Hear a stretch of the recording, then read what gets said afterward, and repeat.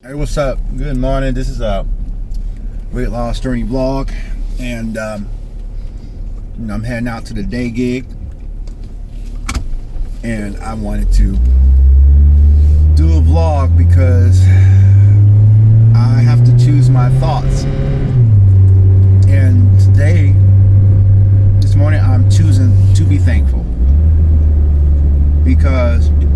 A very interesting thing is, like, last night I had a little situation that kind of went awry in the studio with a client, and this client probably won't ever be recording at my studio again. And it could have got a lot worse than it did, but I'm glad it's done, because sometimes we ourselves don't know when the expiration date has arrived for certain relationships, personal and professional. We don't know when it's time to say goodbye. And I'll be the first one to tell you that I'm the main one looking back over my life to where I don't know when it's time to say goodbye. I hang around and I try to make work, and I try to accommodate without knowing that the time has already came up to say goodbye. This is a I hate you. This is no longer a I wish you would change. No, this is a goodbye. And I have no other way to put it other than maybe God does that, or God will take out whom you thought would serve some purpose in your life. And in this case, because of course I want to make extra money, I'm thinking I got a client, but then the situation deteriorates the client. Now the client has trouble paying. Now the client, has issues in the studio, and now the line gets blurred between, is this studio time or therapy? And you don't know which is which, and you're trying to accommodate. And that's when the expiration came. But if you don't know that, sometimes you just don't know that. So today, and I was having a rough workout, like I had that rough workout that day. I think sometimes there are people that are in your life that you don't even know it, because they're not there, but because you associate with them, they pull down your energy because their energy is messed up. It's a weird thing. You ain't got to be in a relationship with them. You really got to be a real friend to them, but because you associate with them, it's like the chemical composition between you and them does not work. It wasn't meant to work. So today I'm just doing a vlog. Just want to talk about how thankful I am. I'm thankful that my car turned over and started up. The AC may be broken right now, but this thing is getting me to work. I'm thankful that my mom is alive and well, that she has a place to stay and that she's safe. Thankful I still got up out of bed. I'm alive today. I can get up. My foot may not be 100%, but I can still walk on it, and I can still work out on it. I'm thankful that I still have a chance to lose this weight and to make changes and to be aware of my errors with my weight loss. I'll be the first to tell you that I think one of the ways, I know one of the ways I'll sabotage my weight loss is through sugary drinks, Gold Peak sweet teas, and cherry Pepsis. Ain't nothing like a nice ice cold cherry Pepsi.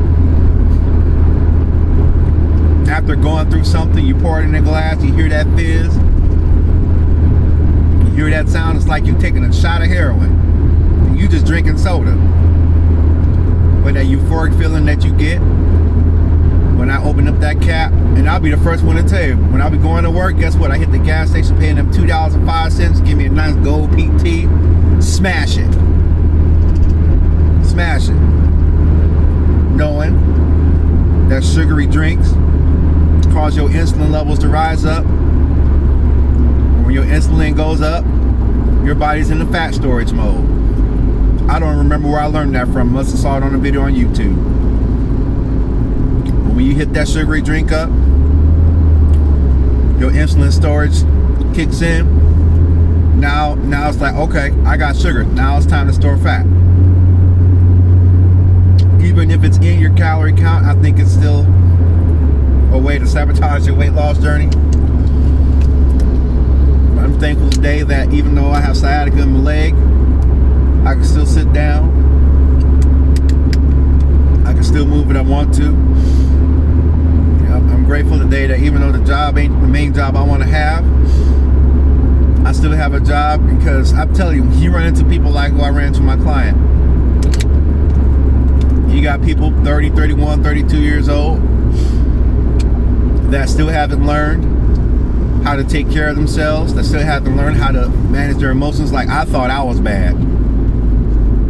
But there are some people out there that are grown that still know how to get together for themselves, or they're so coddled by other things that make them not have to really get up and get their own stuff together. So I'm thankful that my mind is sharp, that I learned how to live on my own. I'm thankful that I learned how to budget my money. And while there may not be a lot in the bank account, the bills are paid. I ain't worried about nobody calling for collections right now. I don't gotta worry about the lights coming off, because I know that the first things I do before I do anything, every time I get a check, is I open up my budget on my spreadsheet and I pay this for that, I pay this for that, and then I think for one of the payments I've overpaid it. So now I'm gonna keep more pocket the next time I get paid, because I know I can do that because I got a budget. So I'm thankful that I learned how to have a budget. I'm thankful that I learned about the financial baby steps to financial freedom, because while we got all this confusion going on and all these different hustles and all these different ways to make money,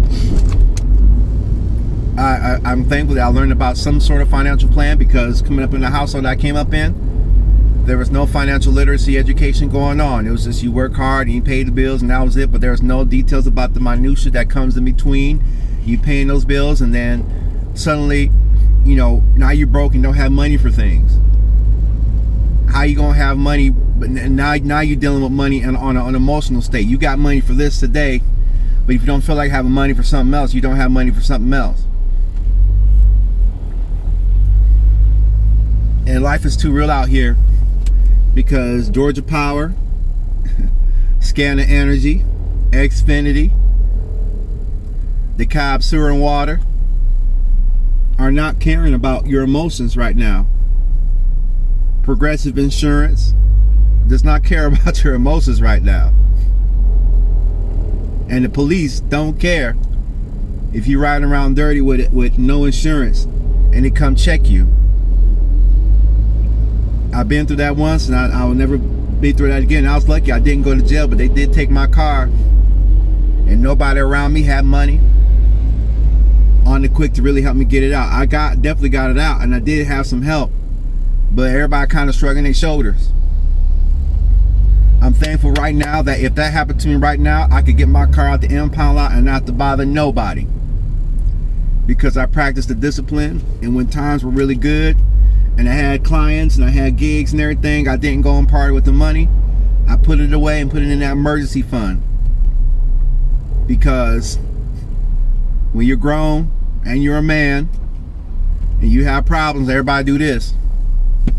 I was confused because one of my friends called me one time and they said, "Hey man, can I borrow $20?" Now this is somebody who is married with children, with a whole wife, in a whole household. How are you short $20?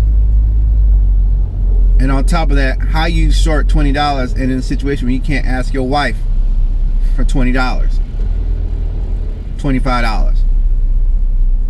Something there doesn't make sense to me. Now, I don't claim to have everything figured out and everything worked out, but I do know as a man, nobody's coming for you when you run into financial troubles. You may have friends, you may have some good friends, you may not, you may. But I'd rather follow the financial plan of preparing to live for 6 months without any sort of source of income, because it's not a matter of when it'll happen, but if it'll happen. Or one of those ways, I forget how you say it, but it's if it happens. It's not a matter of if, it's just a matter of when. And so I'm thankful today that I have not had a situation all my life that has forced me to be in that type of situation right now. And I'm thankful to continue working, and even though things are really slow right now, and I just lost one of my clients, and I'm not gigging like how I want, I'm thankful that I did have gigs that I did at the time that I did, and I learned a lesson from them. And I'm thankful that I was able to make some extra money. Now it's time for me to get back to my original hustles that I was on before that. YouTube, selling beats online, selling sounds and loops online, all kinds of different ways that I can make money on my own without depending on someone else's situation working out in which they bring me into. These are all very important things. You know? Like I said, this is going to sound strange to say this, but I'm thankful I'm in Atlanta traffic right now. The reason I'm thankful for being in Atlanta traffic right now is because I have a working car. And I live in a situation where, you know, people ain't going to come for you if you ain't got a working car. And I remember having to take the bus to get to my last job before the one I have now. So if I wasn't in traffic, I'd probably trying to figure out how to get through it. Or my car's not working. My car's not working. So I'm thankful that the car is working. I'm thankful that when I was gigging, I had the money I needed to do to put into the engine of this car to get it repaired. Probably most people wouldn't do that. Probably what most people would do is they would go take that cash I put into the repair of this car, put on a down payment on a nice new vehicle, and have a $300, $400, $500 payment that they're responsible and liable for every month. On top of that, an interest rate. Now my credit is pretty dope, so I don't think I would have got a high interest rate, but that payment would still been there, because they don't want you to be on no $200 payment. They don't want you to be on no $300. They want.